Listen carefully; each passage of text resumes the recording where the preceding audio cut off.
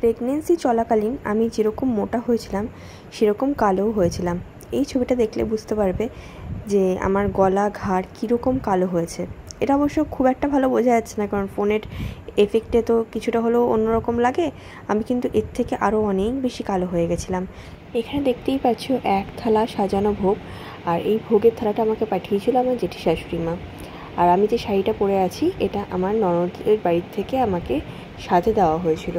শাড়িটাও খুব সুন্দর, আর এই ভোগের যে থালাটা আমার জন্য এসেছিলো সাজে জেঠি শাশুড়ি বাড়ির থেকে, সেটাও কিন্তু খুব সুন্দর ছিল। রান্নাবান্নাও খুব ভালো হয়েছিল, আর ভোগ বলে কথা, সেটা তো ভালো হবেই, ভালো লাগবেই।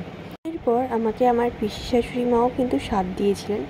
আমার শাশুড়ি মাও খুব সুন্দর পোলাও বানান, আর আমার পিসি শাশুড়ি মাও কিন্তু খুব সুন্দর পোলাও বানিয়েছিলেন। এখানে পোলাও, চিতল মাছ, চাটনি আর দই ছিল, সঙ্গে বেগুনিও ছিল। অনেকেরই প্রেগনেন্সি চলাকালীন খাওয়া দাওয়াতে অনেক রকম অসুবিধা হয়, বা অনেক কিছু খেতে পারে না, খাওয়া দাওয়ার অনেক ইচ্ছা থাকে। বলতে নেই, ঠাকুরের আশীর্বাদে আমি কিন্তু সব কিছুই খেয়েছি। আমার কোনো খাবারেই কোনো অরুচি আসেনি, আমি সব কিছুই খেতে পারতাম। আর আমার পুরো প্রেগনেন্সি জার্নিতে আমার কখনোই একটা বারের জন্যও বমি হয়নি। হয়তো সেই কারণেও আমার এত বেশি ওয়েট গেইন হয়েছিল যে আমি সব রকম খেতাম, এবং লাস্টের দিকে তো আমি আরও বেশি করে মোটা হওয়ার জন্য খাবার দাবার খেতাম। মানে আমার মোটা হওয়ার জন্য না, যাতে বাচ্চা একটু ভালো ওয়েট নিয়ে হয়। কিন্তু শেষ পর্যন্ত দেখা গেল যে ওয়েটগুলো সমস্ত আমিই গেইন করেছিলাম, আমার বাচ্চা সেভাবে কিন্তু খুব বেশি ওয়েটে হয়নি।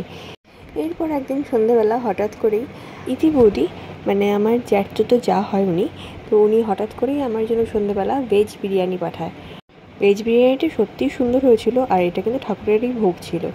এরপর মাসি শাশুড়ির বাড়ির থেকে আসে বিজয়া বৌদি, আর আমাকে মিষ্টি স্বাদ খাওয়ায়, বিভিন্ন রকমের মিষ্টি দিয়ে মিষ্টি স্বাদ খাইয়েছিল। আর সঙ্গে যে শাড়িটা পরেছি, এই শাড়িটাও আমাকে কিন্তু স্বাদে গিফট দিয়েছিল। সঙ্গে ছিল আমার বিভূষণা। আমি এমনিতে মিষ্টি খেতে খুব ভালোবাসি, কিন্তু আমার প্রেগনেন্সি চলাকালীন আমি কিন্তু একদম মিষ্টি পছন্দ করতাম না, মিষ্টি খেলেই আমার গা গোলাতো।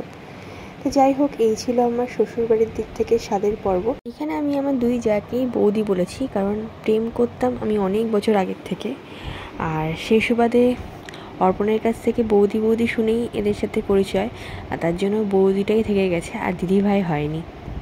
এরপর একদিন আমি আমার বাপের বাড়ির দিক থেকে যে স্বাদ পেয়েছিলাম সেই স্বাদের ফটো শেয়ার করব।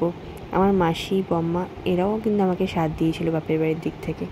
এই প্রত্যেকটা মুহূর্তই আমার কাছে ভীষণ দামি। 3 মাস আগেই এই সমস্ত মুহূর্তগুলোকে আমি পেরিয়ে এসেছি, আর এখন সেগুলো স্মৃতি।